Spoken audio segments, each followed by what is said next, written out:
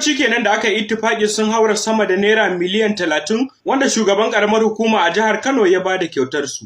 Kamar yadda kuke gani waɗannan su ne motoci guda biyu, ɗaya mai ƙirar BMW ɗaya kuma ƙirar Mercedes Benz wanda shugaban karamar hukumar Ungogo a jihar Kano wato Abdullahi Garba Ramat ya bada kyautar su ga mutum biyu. Injiniya Ramat ya yi wannan kyautar ne da yammacin jiya wanda ya kira su har cikin gidansa kamar yadda kuke gani.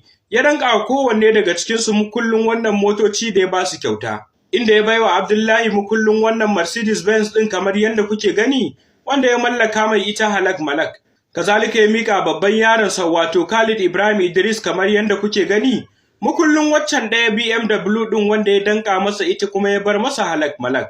Inda kuma aka yi ittifaƙin jimillar kuɗin waɗannan motoci guda biyu ya haura sama da naira miliyan 30 wanda tuna al'umma suka fara tofa albarkacin bakinsu kan wannan kyauta da Ramat ya yi.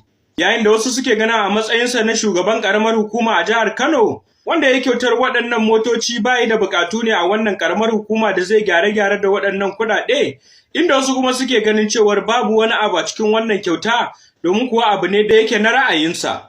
Inda wasu kuma suke ci gaba da jinjina kuɗin waɗannan motoci tare da yin mamakin yadda ya ɗebi waɗannan kuɗi ya sai waɗannan motoci kuma ya ba da su kyauta.